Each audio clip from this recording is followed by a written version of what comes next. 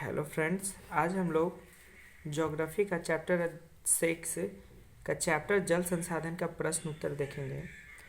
प्रश्न नंबर 3, निम्नलिखित प्रश्नों का उत्तर लगभग 150 शब्दों में दीजिए, यानी कि दीर्घ उत्तर देना है। पहला प्रश्न हमें बता रहा है कि देश में जल संसाधन की उपलब्धता की विवेचना कीजिए।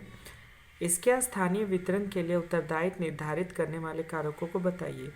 यानी कि यहाँ पे हमें उत्तरदायित्व कारक बनाना है जल संसाधन के, यानी भारत देश में किन किन स्थानों में जल संसाधन की उपलब्धता है और क्या क्या स्थानीय कारण है। चलिए हम लोग उत्तर देखते हैं। तो हम लोग सब जानते हैं कि भारत में जल संसाधनों की उपलब्धता का 4 मुख्य स्रोत है। पहला स्रोत है नदी, दूसरा है झील, तीसरा है तलैया यानी कि तालाब का छोटा रूप, और चौथा है तालाब। या जल वर्षण के विविध रूपों से प्राप्त होता है, यानी कि अलग अलग तरीके से हमें बारिश का पानी प्राप्त होता है। कहीं हमें खोद के निकालते हैं और कहीं बारिश होती है। आगे हमें बताता है कि देश में वर्षण से प्राप्त कुल जल राशि की मात्रा लगभग 4000 घन किलोमीटर है। यानी कि देश में कुल वार्षिक वर्षा 4000 घन किलोमीटर तक हो जाती है, जिसमें धरातलीय जल का पुनः पूर्ति योग्य भौम जल 1869 घन किलोमीटर जल की उपलब्धता है।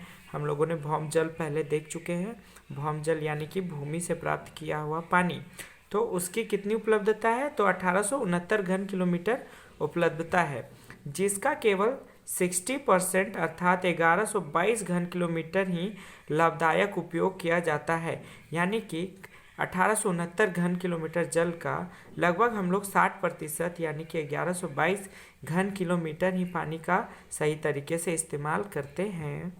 आगे हमें बताता है कि भारत में होने वाली वर्षा का अत्यधिक सामयिक एवं स्थानीय विभिन्नता पाई जाती है। यानी कि भारत में होने वाली वर्षा का अत्यधिक सामयिक एवं स्थानीय विभिन्नता पाई जाती है। जैसे कि कहीं पे वर्षा बहुत अधिक होती है, कहीं पे वर्षा बहुत कम होती है। हम सब जानते हैं कि पश्चिमी भारत में पानी बहुत कम गिरती है और पूर्वी भारत में वर्षा सबसे अधिक होती है। इसी में हमें बताता है कि कुल वर्षा का अधिकांश भाग मानसूनी मौसम तक संकेंद्रित है। यानी कि भारत में कुल वर्षा लगभग वर्षा मानसूनी मौसम द्वारा ही संकेंद्रित हो पाता है, जिसमें गंगा, ब्रह्मपुत्र एवं बराकर नदियों के जल संग्रहण क्षेत्रों में अपेक्षाकृत अधिक वर्षा होती है। यानी कि इन सारी नदियों में जो वर्षा दर है वो सबसे अधिक है। यानी कि यहाँ पे पानी का लेवल सबसे अच्छा बना हुआ रहता है, जो कि भारत का 1/3 क्षेत्रफल है, या भारत का 1/3 क्षेत्रफल है। किंतु यहाँ के कुल धरातलीय जल संसाधन का 60% जल पाया जाता है। किंतु यहाँ पे धरातलीय जल संसाधनों का 60% ही जल पाया जाता है। दक्षिण भारतीय नदी जैसे कि गोदावरी, कृष्णा, कावेरी में जल प्रवाह का अधिकतर भाग उपयोग में लाया जाता है। हम सभी देख चुके हैं कि दक्षिण भारत में जो बारिश है उसका लगभग सबसे ज़्यादा प्रतिशत इस्तेमाल किया जाता है।